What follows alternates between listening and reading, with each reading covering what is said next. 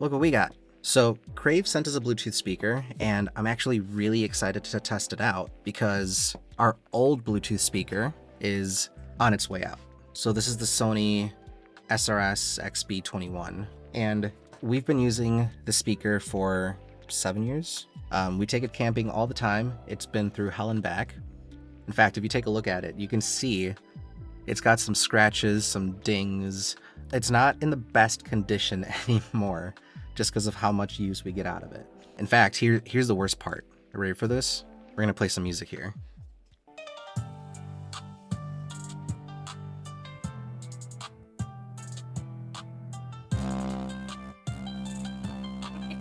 Oh no.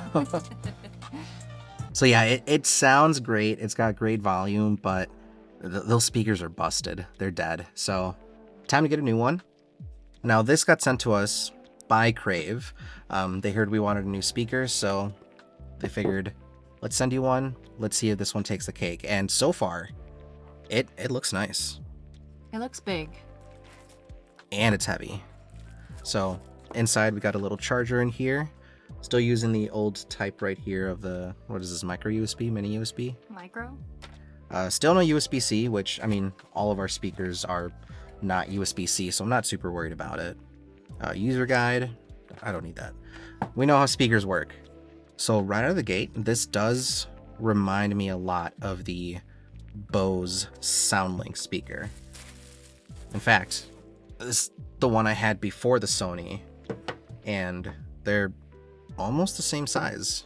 Of course, Crave is a little bit bigger, so I'm assuming it's going to have better sound quality, lower bass response. As far as weight goes, they're almost neck and neck. I actually got a scale here to see which one is actually heavier, or what they weigh. So let's start with my go-to speaker. This is a 1 pound 3 ounces Bose at 1 pound 7 ounces, so 7.6 ounces. And the Crave, 1 pound 9 ounces. So it's actually much heavier. And also, we got this weird one, Naxa. It's some like... It was a giveaway from my work. It's not great. It's very lightweight, coming in at 14 ounces. Not even a pound. It's incredibly lightweight. Like, it feels like nothing. So we're going to be testing all 4 of these to see which one reigns supreme. First is the sound test. So what we're going to do is we're going to play them all here real quick, and we're going to compare them side by side, do a quick cut between them so you can hear the difference. Okay, so we're going to do 50% volume for all of them and compare them that way. We're going to try to keep it as scientific as possible, although keep in mind, this is a YouTube video, not a science experiment, so we're trying our best here. Please don't hate us.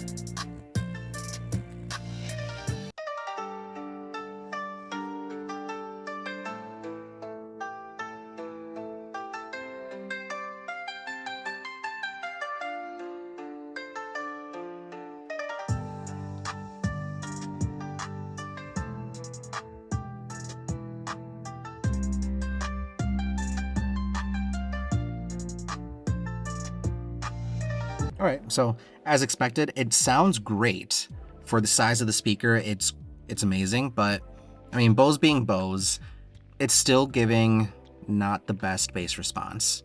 It does really, really good with mids. That's where it shines the best, but you know, we need bass. And I understand they're small speakers, but I'm hoping for a little bit better.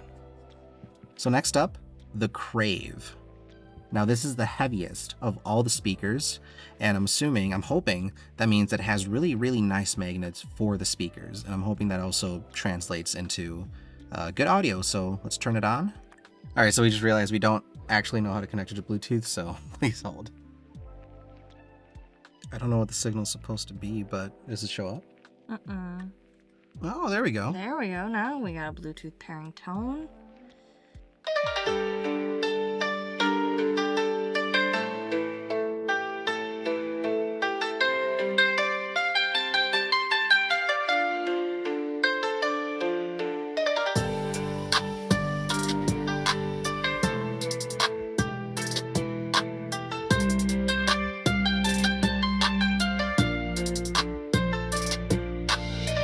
Okay. Wow. That was loud. That was very loud. If I had to compare it, I think Bose does much better with like the mids in it. This by no means had bad mids, but I think where it shines the most is loudness. Like it filled the room. I can look at the audio wave on here and it's crazy big. Like I'm gonna have to turn that down a little bit. Oh, that's a tough one. Okay, so final verdict. I really like the Crave. And here's why. Like, again, Bose, it does really well with mid-bass, right? That's what it's known for. They have that whole saying, no highs, no lows. Just must be Bose. Bose. Yeah. And it does really good at that. It knows what it's going for. But I mean, first of all, the volume on this is great. The curve reaches, it basically gives you a wider soundstage, right? They both still have 2 speakers. They have some sort of like venting or something on the back for the extra pressure of the speakers, which I think does really well with bass.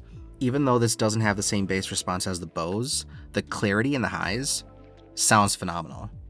And because there's such a big difference between those high frequencies and low frequencies, it makes it sound crisper and better. It's like it's cleaner sound almost. I love it.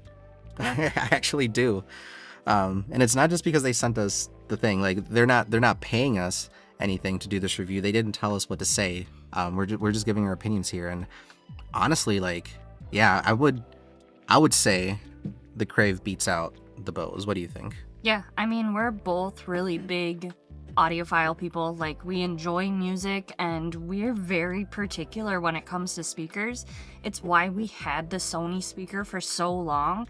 And honestly, the only reason it died is because we left it outside all year round this last year on an outdoor table where it was supposed to be sheltered from weather, and it wasn't. So that's the only reason it's not working, and the only reason we were looking for a new speaker, because we loved that speaker so much with the way it worked while we were having family cookouts or campfires. Like, it's just a great portable speaker to have, and it's been our favorite so long because of the soundstage that it presents and the levels of highs to mids to bass that it offered. And this one is honestly very comparable to that, and I really like that it's louder than any of the speakers that we've had so far. It is, and if you look at the pricing on Amazon right now, like for the price that it has, the fact that it competes with anything that Bose makes, like, speaks volumes to what it can actually do. Yeah, this is gonna be my go-to speaker. You can have the Bose if you want. Nope, I don't want it. Okay. Man,